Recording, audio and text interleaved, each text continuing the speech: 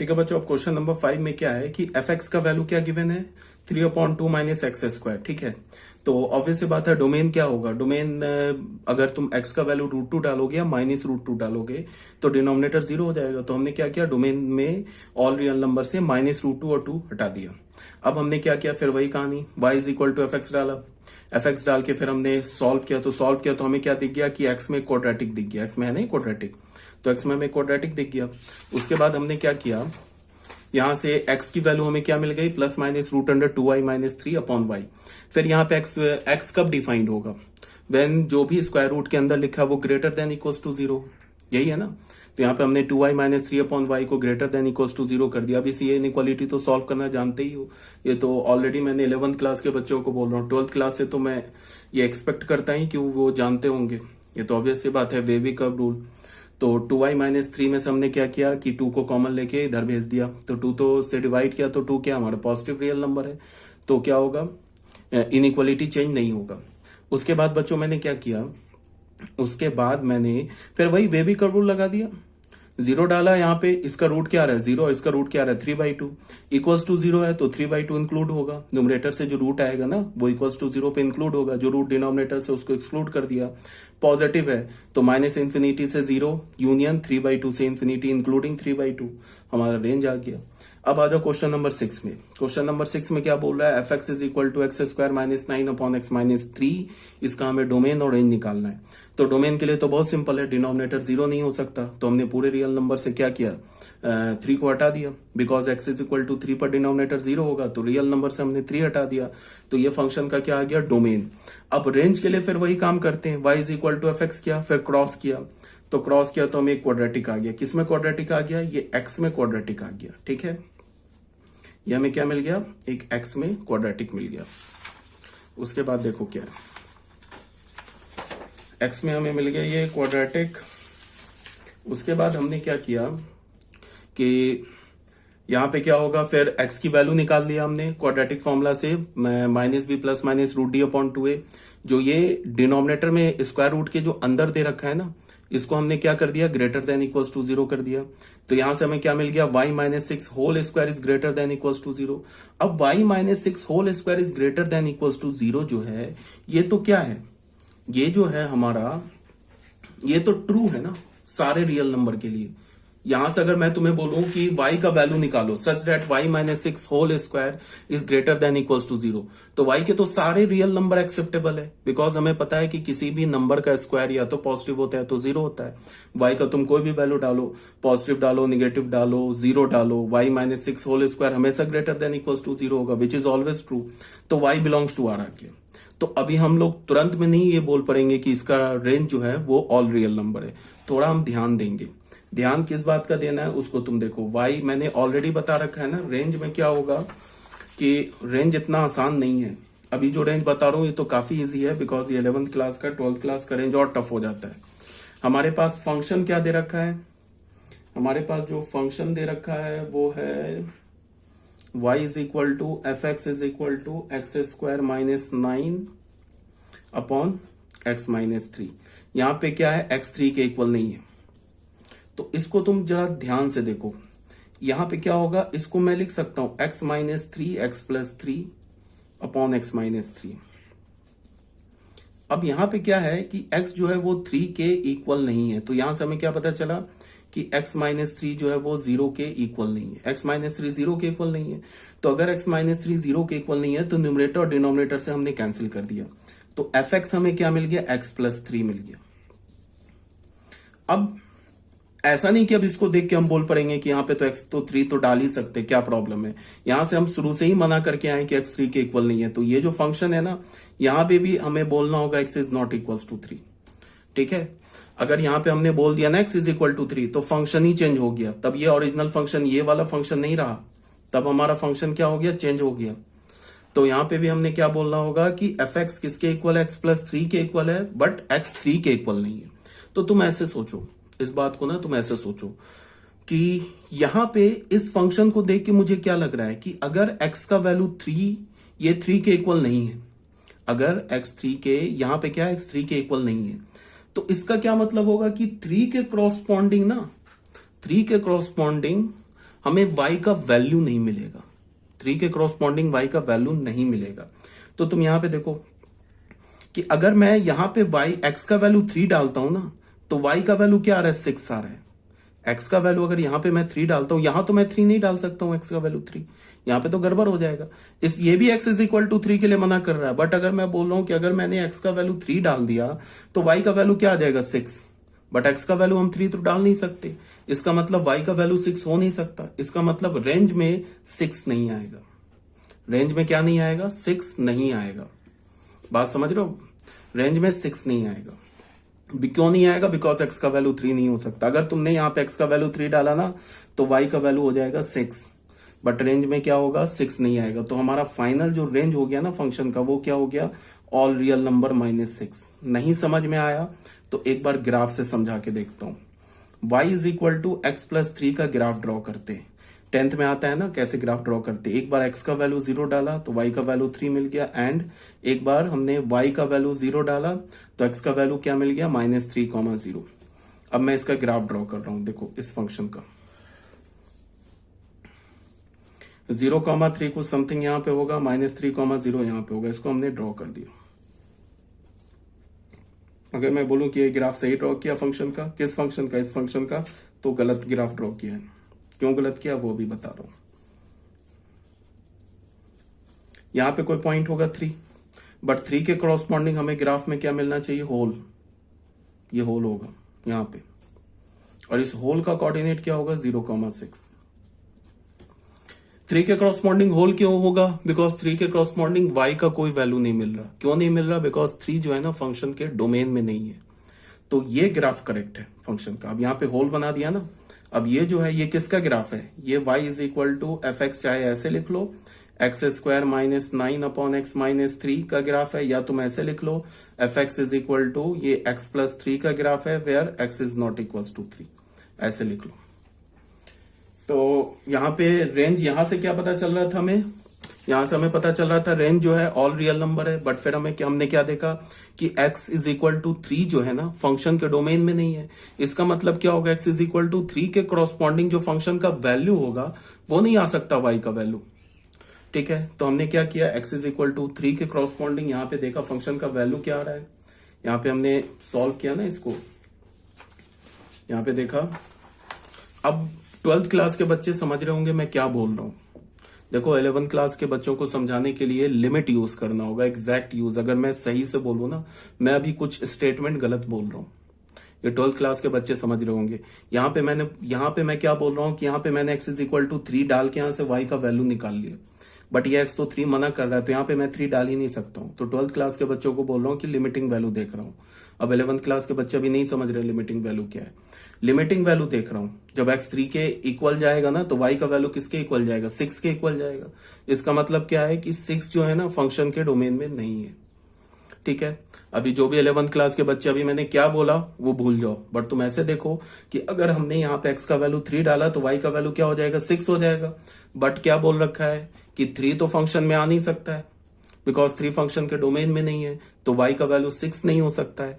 यहाँ पे y क्या बोल रहा है, ऑल रियल नंबर। तो हमने क्या किया, पूरे रियल नंबर से 6 को हटा दिया, तो वो क्या हो गया, फंक्शन का रेंज हो गया। ऑल्टरनेटिवली में क्या दे रखा है, ये एफ दे रखा है। देखो इसी तरह से हमने इसको क्या किया, न्यूमरेटर को फैक्टराइज कर लिया तो x+3 आ गया। यहाँ पे भी हम क्या बोलेंगे कि x जो होगा वो 3 के इक्वल नहीं होगा, यहाँ पे भी बोलेंगे। ठीक है, तो y is equal to x+3, but when y is equal to 6, x is equal to 3, which is not possible. अगर x का वैल्यू 3 डाले तो y का वैल्यू 6 आ जाएगा, जो कि पॉसिबल नहीं है। तो पॉसिबल नहीं है तो फिर क्या करेंगे, ऑल रियल नंबर से हमने 6 हटा दिया, जो कि हमारा फंक्शन का फाइनल डोमेन आ गया। अब क्वेश्चन नंबर 7 में आते हैं। फंक्शन का वैल्यू क्या दे रखा है, एफ एक्स किसके इक्वल है, 4 - x/(x-4). तो डोमेन क्या हो जाएगा, ऑल रियल नंबर -4। अब रेंज के लिए तुम देखो, रेंज के लिए क्या है कि रेंज के लिए तुम ऐसे देखो, हमारे पास क्या दे रखा है, एफ एक्स का वैल्यू क्या है हमारे पास, 4 - x/(x-4), ये दे रखा है ना बच्चों। यहाँ पे तो डोमेन में मना कर दिया कि x जो है 4 के इक्वल नहीं हो सकता, वो तो मना कर दिया। अब इसको मैं लिख सकता हूं, ऊपर से मैंने माइनस कॉमन ले लिया, तो इसको लिख सकता हूं x-4/(x-4). अब न्यूमरेटर डिनोमिनेटर से इसको कैंसिल कर सकता हूं, क्यों, बिकॉज x 4 के इक्वल नहीं है, तो x-4 0 के इक्वल नहीं है, तो वैल्यू क्या आ गया, -1। इसका मतलब है कि एफ एक्स क्या लिखा हुआ, -1 के इक्वल लिखा हुआ है। एफ एक्स किसके इक्वल लिखा है, -1 के इक्वल। इसका मतलब कि 4 को, यहां तो 4 डाल नहीं सकते एक्स में, यहाँ पे एक्स, अब ये फिर तुमको बहुत बच्चों को कंफ्यूजन क्या होगा कि यहाँ पे तो एक्स का वैल्यू 4 डाल सकते हैं। देखो फिर से देखो, यहाँ पे हमने एफ एक्स क्या लिया है, एफ एक्स लिया है ना हमने x-4/4 माइनस एक्स, ठीक है। तो इसमें हमने मना कर दिया कि x 4 के इक्वल नहीं है, तो यहां से हमें क्या पता चला कि x-4 0 के इक्वल नहीं है, ठीक है। तो अब एफ एक्स का वैल्यू हमें क्या मिल गया, -1। तो यहां पे भी हम मना करेंगे कि x is not equals to 4, मतलब कि इस फंक्शन में हम, ये हमारा फंक्शन, ये फंक्शन लिखो या ऐसे फंक्शन लिखो इक्वल है, बट अगर मैंने ऐसे लिख के छोड़ दिया ना f x is equal to -1, तो ये फंक्शन और ये फंक्शन फिर इक्वल नहीं होगा। क्यों नहीं इक्वल होगा, कि बिकॉज इसके डोमेन में 4 नहीं है। इसको देखोगे तो इसके डोमेन में 4 है। तो हमें तो क्या करना है कि इस फंक्शन पे काम करना है ना, तो यहां भी हमें क्या करना होगा, ये फंक्शन लिखना पड़ेगा। इसके फंक्शन क्या, अगर इस फंक्शन को मैं दूं इंडिविजुअल, मैं एक सेपरेट क्वेश्चन में दे दूं कि इस फंक्शन का डोमेन निकालो, तो इसका डोमेन क्या हो जाएगा, ऑल रियल नंबर। इसका डोमेन क्या है, ऑल रियल नंबर -4। तो जब फंक्शन का डोमेन ही अलग हो गया तो फंक्शन चेंज हो गया ना, तो हम फंक्शन को बीच में चेंज तो नहीं कर सकते ना। जो फंक्शन ओरिजिनल फंक्शन दिया उसी पे काम करेंगे ना। ऐसा तो नहीं है कि फंक्शन को चेंज करके अपने अकॉर्डिंग फंक्शन बना लेंगे, उसका डोमेन रेंज निकाल लेंगे, तो नहीं है, कर सकते। तो अब यहां पे क्या हो जाएगा कि हमारे पास जो फंक्शन आ गया f x is equal to -1 when x not equals to 4। अब तुम बताओ, x का तुम कोई भी वैल्यू डालो, एफ एक्स का वैल्यू तो -1 ही आ रहा है। x का तुम कोई भी वैल्यू डालो, 4 को छोड़ के, 1 डालो, 2 डालो, 3 डालो, फंक्शन हमेशा y का वैल्यू क्या आ रहा है, -1। तो रेंज क्या हो जाएगा फंक्शन का, -1। सिंपल सा बात है, तुम देख लो करके। मान लो कि अगर हमने x का वैल्यू 4 तो डाल नहीं सकते, 2 डाला, तो f2 क्या मिल जाएगा, मैं देख लो, 2 - 4/4 - 2 क्या हो जाएगा, -2/2 -1। कोई भी रियल नंबर डालो, एनी रियल नंबर एक्सेप्ट 4 को छोड़ के, एफ ऑफ मान लो डाल दिया -π/4 डाल दिया, तो क्या आ जाएगा, -π/4 -4, और ये क्या हो जाएगा 4, ये माइनस हो जाएगा यहाँ पे, तो माइनस माइनस प्लस π/4 हो जाएगा। ऊपर से तुम माइनस कॉमन निकाल लो, तो क्या हो जाएगा, π/4 + 4 अपॉन π/4 + 4, तो ये कैंसिल होके क्या हो जाएगा, -1। तो इसका क्या मतलब हो गया, range of the function is -1, domain of the function is all real number except 4।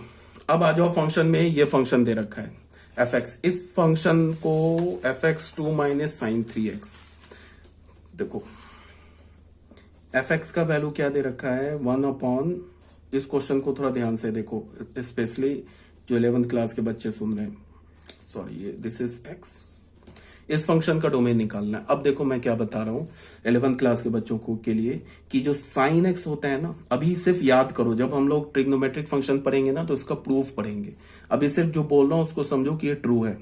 Sine x होता है ये -1 से 1 के बीच में लाई करता है, इसको याद रखना, for all x belongs to r, इसको रट जाना। 11th क्लास को बोल रहा हूँ, 12th क्लास को नहीं बोल रहा हूँ। ये साइन एक्स का वैल्यू -1 से 1 के बीच में होता है, ये हम ट्रिग्नोमेट्रिक फंक्शन पढ़ेंगे ना, अगला हमारा चैप्टर ही है ट्रिग्नोमेट्रिक फंक्शन, उसमें हम ये प्रूफ करेंगे कि साइन एक्स की वैल्यू -1 से 1 के बीच में होती है, इंक्लूडिंग -1 इंक्लूडिंग 1, चाहे तुम दुनिया का कोई भी रियल नंबर x उठा लो, ठीक है। तो यहां पे क्या हो जाएगा, अगर x तो साइन 3x का वैल्यू क्या हो जाएगा, अगर x हमारा रियल नंबर है, यहां पे x अगर हमारा रियल नंबर है तो 3x भी रियल नंबर है। अगर मैं x का वैल्यू कुछ भी डालूं, 1 डालूं, 2 डालूं, पाई डालूं, e डालूं, -1 डालूं, कुछ भी डालूं, x रियल नंबर है तो 3x भी रियल नंबर है। तो यहां से हमें क्या पता चला कि साइन 3x भी जो होगा ना, वो भी -1 से 1 के बीच में ही होगा, ठीक है। अब हमारा फंक्शन क्या है, f x is equal to 1 - 2 - sin 3x, ठीक है। तो अब डिनोमिनेटर कब जीरो होगा, डिनोमिनेटर कब जीरो होगा, व्हेन 2 - sin 3x, डिनोमिनेटर को अगर मैं जीरो करूं तो यहां से हमें क्या पता चल रहा है, इंप्लाई क्या हो रहा है कि 2 - sin 3x का वैल्यू क्या होना चाहिए, 0 होना चाहिए। तो यहां से हमें क्या पता चला कि sin 3x का वैल्यू क्या होना चाहिए, 2 होना चाहिए, विच इज नॉट पॉसिबल। क्यों नहीं पॉसिबल है, क्योंकि sin 3x का वैल्यू क्या होगा, -1 से 1 के बीच में ही हो सकता है ना। मैंने क्या बोला, यहां पे मैंने क्या बताया है कि sin x का वैल्यू ये हम प्रूव करेंगे। अभी जो बोल रहा हूं ना उसको सिंपल रट जाओ, 11th क्लास को बोल रहा हूं। साइन एक्स का वैल्यू -1 से 1 के बीच में ही होता है, चाहे दुनिया का कोई भी एक्स डाल लो, कोई भी रियल नंबर डाल लो। तो अगर एक्स रियल नंबर है तो 3x भी रियल नंबर है, तो साइन 3x का वैल्यू भी -1 से 1 के बीच में होगा। अब हमने डिनोमिनेटर को 0 किया, हम क्या चेक कर रहे हैं कि क्या कोई ऐसा x है जिस पर डिनोमिनेटर 0 हो जाए। तो हमने डिनोमिनेटर को 0 किया, तो 2 माइनस साइन 3x को 0 किया, तो साइन 3x का वैल्यू 2 आ गया। इसका क्या मतलब है कि अगर साइन 3x का वैल्यू 2 आ जाए तो डिनोमिनेटर 0 हो जाएगा। बट हमें पता है कि साइन 3x तो -1 से 1 के बीच में ही लाई करता है, तो साइन 3x का वैल्यू कभी 2 हो नहीं सकता। इसका मतलब डिनोमिनेटर कभी 0 हो नहीं सकता। यहां पे तुम ऐसे भी सोचो ना कि 1/2 माइनस साइन 3x में इस साइन 3x का वैल्यू तो -1 से 1 के बीच में लाई करता है। तो अगर इसका वैल्यू तुम -1 से 1 के बीच में रखोगे तो डिनोमिनेटर 2 में से 2 में से अगर तुम -1 से 1 के बीच का रियल नंबर सब्ट्रैक्ट करोगे तो वो तो 0 होगा ही नहीं। 2 में से 2 सब्ट्रैक्ट करोगे तभी तो 0 आएगा। इसका क्या मतलब है कि डिनोमिनेटर 0 नहीं हो सकता। इसका क्या मतलब है कि इस फंक्शन का डोमेन ऑल रियल नंबर हो जाएगा। ठीक है, ये जो हमारे पास फंक्शन गिवन है ना fx, किसके इक्वल गिवन है 1/2 माइनस साइन 3x, ये जो गिवन है ना, ये जो हमारे पास फंक्शन गिवन है, तो इस फंक्शन का डोमेन, अब देखो ये साइन 3x में इस x को भी कोई खतरा नहीं है। यहां पे साइन x में ये x कुछ भी हो सकता है, उसके लिए साइन x डिफाइंड होगा। ठीक है, तो यहां पे इस साइन 3x में इस x को भी कोई प्रॉब्लम नहीं है, x कोई भी रियल नंबर हो सकता है, और साइन 3x का वैल्यू कभी 2 हो नहीं सकता। इसका मतलब डिनोमिनेटर कभी 0 नहीं हो सकता। तो इसका मतलब इस फंक्शन का जो डोमेन है ना ऑल रियल नंबर है। जो साइन एक्स होता है ना फंक्शन, अभी तुमने जो 11th क्लास के बच्चे उनको बता रहा हूं, साइन एक्स में तुमने यही पढ़ा होगा ना कि एक्स का वैल्यू 0 होता है, 30 होता है, 45, 60, 90, यही सब पढ़ा होगा ना। बट एक्स का वैल्यू यही नहीं होता। एक्स का वैल्यू कोई भी रियल नंबर होता है, वो भी हम आगे पढ़ेंगे ट्रिग्नोमेट्रिक फंक्शन में। तो अब यहां पे मैं बोल रहा हूं कि साइन एक्स में एक्स कोई भी रियल नंबर हो सकता है, एक्स बिलोंग्स टू आर हो सकता है, तो इसको भी कोई प्रॉब्लम नहीं। यहां भी तुम एक्स कुछ भी रखो तो साइन 3x को भी कोई प्रॉब्लम नहीं है। और साइन 3x कभी 2 नहीं हो सकता, इसका मतलब डिनोमिनेटर कभी 0 नहीं हो सकता, तो डोमेन हो गया ऑल रियल नंबर। अब डोमेन तो निकाल लिया, अब रेंज पर आते हैं। देखो रेंज कैसे निकालेंगे। साइन 3x हमने क्या बोला, साइन 3x क्या बोला, -1 से 1 के बीच में। तो अब मैंने क्या किया, इस ये तो डबल इनइक्वालिटी है, इसमें मैंने माइनस मल्टीप्लाई कर दिया, तो ये 1 हो जाएगा, इनइक्वालिटी चेंज हो जाएगा। अब कोई बच्चा बोलेगा कि -1 क्यों मल्टीप्लाई किया, तो अभी आ जाएगा आगे समझ में क्यों किया मल्टीप्लाई। तो -1 मल्टीप्लाई किया तो ऐसे हो गया। अब इसको फिर मैं ऐसे लिख सकता हूं, माइनस साइन 3x, ये और ये तो एक ही बात लिखा हुआ है, सेम इनइक्वालिटी लिखा हुआ है, ऐसे पलट के लिख लिया। अब फिर मैंने क्या किया, 2 ऐड कर दिया, तो -1 + 2, 2 ऐड करने से तो इनइक्वालिटी चेंज होता नहीं है, तो 2 माइनस साइन 3x हो गया ये, और ये क्या हो गया 1 + 2 हो गया, तो ये क्या हो गया 1, और ये क्या हो गया 2 माइनस साइन 3x, ये क्या हो गया 3। अब बताओ 2 माइनस साइन 3x का वैल्यू क्या मिला, 1 से 3 के बीच में, इंक्लूडिंग 1 इंक्लूडिंग 3। ठीक है, तो 1 से 3 के बीच में मिला, तो 2 माइनस साइन 3x कैसा नंबर है, पॉजिटिव नंबर है। क्यों है, बिकॉज ये 1 से 3 के बीच में लाई कर रहा है। तो अगर मान लो कि किसी भी दो पॉजिटिव नंबर के बीच में इनइक्वालिटी है, जैसे 1 इज ऐसे बोल लो कि 2 is greater than equals to 1, या फिर तुम बोलो कि 4 is greater than equals to 2। तो जब उसका तुम दो पॉजिटिव नंबर के बीच में इनइक्वालिटी होता है ना, जो बोल रहा हूं ध्यान से सुनो, दो पॉजिटिव नंबर के बीच में अगर इनइक्वालिटी होता है ना, उसका तुम रेसिप्रोकल लोगे ना, तो इनइक्वालिटी चेंज हो जाएगा। जैसे 4 is greater than equals to 2 है, तो फिर 1/4 लेस देन इक्वल्स टू 2 हो जाएगा, 1/2 हो जाएगा। अगर 4 is greater than equals to 2, ये स्टेटमेंट सही है ना, 4 is greater than equals to 2। अगर मैंने इनइक्वालिटी लिया तो फिर 1/4 ये रेसिप्रोकल लिया, तो ये लेस देन इक्वल्स टू 1/2 हो जाएगा। रेसिप्रोकल लेने से क्या होता है, अगर दो पॉजिटिव नंबर के बीच में है तब बोल रहा हूं, एक पॉजिटिव एक निगेटिव है तो फिर नहीं है ये रूल। अगर दो पॉजिटिव नंबर के बीच में इनइक्वालिटी है या दो निगेटिव नंबर के बीच में इनइक्वालिटी है, तो तुम क्या करो, पहले अगर दो निगेटिव नंबर के बीच में इनइक्वालिटी है तो उसको माइनस से मल्टीप्लाई करके दोनों को पॉजिटिव बना लो, और फिर जब रेसिप्रोकल लोगे ना तो फिर इनइक्वालिटी क्या हो जाएगा, रिवर्स हो जाएगा। तो अगर 4 is greater than equals to 2 है तो 1/4 is less than equals to 1/2 हो जाएगा। अगर मैं बोलूं कि -4 is greater than equals to -6 तो पहले मैंने माइनस से मल्टीप्लाई करके इसको पॉजिटिव बना लिया। 4 is less than equals to 6 हो गया, फिर अब रेसिप्रोकल ले लिया तो 1/4, फिर इनइक्वालिटी चेंज हो जाएगा, 1/6 हो जाएगा। समझ रहे हो बात को? ऐसे होता है। तो ये जो है ना हमारा नंबर, ये 1 से 3 के बीच में है, तो ये तो पॉजिटिव है। अब रेसिप्रोकल लेंगे तो 1 का reciprocal 1 greater than inequality change 1/2 minus sign 3x हो गया ये, और यहां भी ऐसे हो जाएगा। अब फिर इसको पलट के क्या लिख लिया, 1/3, ये क्या हो गया 1/2 माइनस साइन 3x हो गया ये, इक्वल्स टू 1। अब ये क्या लिखा है, ये fx लिखा है, ये क्या लिखा है, fx लिखा है, तो क्या हो गया 1/3 fx, ठीक है।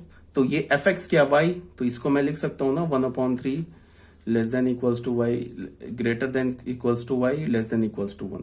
तो ये y का रेंज आ गया, तो y का क्या हो गया, बिलोंग्स टू 1/3 टू 1। तो ये रेंज हो गया फंक्शन का, यही हो गया फंक्शन का रेंज। ठीक है, ये भी क्लियर हो गया होगा। तो ये हमारा पॉइंट क्वेश्चन नंबर 8 भी क्लियर है। अब क्वेश्चन नंबर 9 में आ जाओ। क्वेश्चन नंबर 9 में क्या दे रखा है, fx का वैल्यू -mod x दे रखा है, ठीक है ना। तो रेंज की बात करें, सॉरी डोमेन की बात करें, तो डोमेन तो ऑल रियल नंबर होगा। क्यों ऑल रियल नंबर होगा, क्योंकि ना इसमें डिनोमिनेटर में कोई x है, ना ही कोई स्क्वायर रूट है, कुछ भी नहीं है। x का वैल्यू कुछ भी डालो, x का वैल्यू कुछ भी डालो डिफाइंड होगा। Minus of mod x is defined for all x belongs to r, तो डोमेन क्या हो गया, ऑल रियल नंबर। अब रेंज देखो कैसे निकालेंगे, जो मॉड x होता है ना वो ग्रेटर देन इक्वल्स टू 0 होता है for all x belongs to r। Mod x का वैल्यू हमेशा या तो 0 होगा, तुम सोचो ना कि मॉड x का वैल्यू कभी निगेटिव आ सकता है, कभी नहीं आ सकता, चाहे तुम कोई भी x का वैल्यू लो। मॉड x का वैल्यू हमें क्या मिलता है, या तो पॉजिटिव या तो 0। तो mod x is greater than equals to 0 for all x belongs to r। Minus multiply किया तो निगेटिव हो गया, तो mod x is less than equals to 0 for all x belongs to r। यही तो मॉड x y है, sorry minus mod x y है। तो इसका क्या मतलब हो गया, fx ही तो y है, तो y is less than 0 less than equals to 0 for all x belongs to r। तो रेंज क्या हो गया, -∞ से 0 इंक्लूडिंग 0। क्यों इंक्लूडिंग 0, बिकॉज इक्वलिटी है।